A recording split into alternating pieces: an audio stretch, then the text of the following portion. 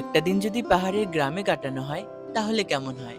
চলো, আজকে আমি তোমাদের সাথে শেয়ার করব আমার প্রথম পাহাড়ের গ্রামে ঘোরার অভিজ্ঞতা। দার্জিলিং শহর কিন্তু আমাদের প্রত্যেকেরই ভালো লাগে। আর দার্জিলিং শহর মানেই হচ্ছে একটু হইচই আর একটু লোকের ব্যস্ততা। আমি চেয়েছিলাম এই ব্যস্ততা থেকে একটু বেরিয়ে কোনো এক নিরিবিলি গ্রামে থাকতে। তার সন্ধানেই আমি এই গ্রামটি খুঁজে পাই। তোমরা হয়তো লামাহাটার কথা অনেকেই শুনেছো। লামাহাটা থেকে আর একটু এগিয়ে গেলেই এই গ্রামটা পড়ে। গ্রামের নাম হচ্ছে লোকচু। ছোটবেলায় যেরকম সিনারি আঁকতাম, ওই যে দূরে গাছ রাস্তা এঁকে বেঁকে যাচ্ছে, তারপরে সারি সারি পাহাড়, ঠিক সেই রকমই একটা জায়গায় পৌঁছে গিয়েছিলাম।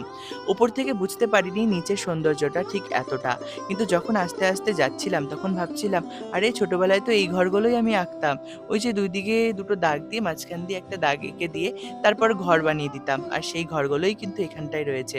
আর সত্যি কথা বলতে রিয়েল লাইফে যে এমন ঘরে আমি থাকতে পারবো সেটা ভাবতে পারিনি।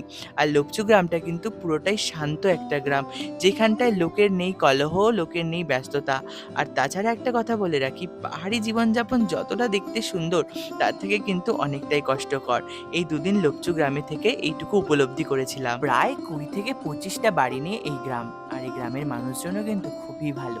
আমরা আসার পর ওরা আমাদের অনেক ভালোভাবে আতিথেয়তা করেছিল। একটা জিনিস দেখলাম, পাহাড়ি গ্রামের লোকজনেরা খুব একতা হয়। ওদের মধ্যে একতা আর দায়িত্ববোধটা একটু বেশি। আমরা আসা মাত্রই ওদের নিজের চা বাগানের চা পাতা দিয়ে আমাদের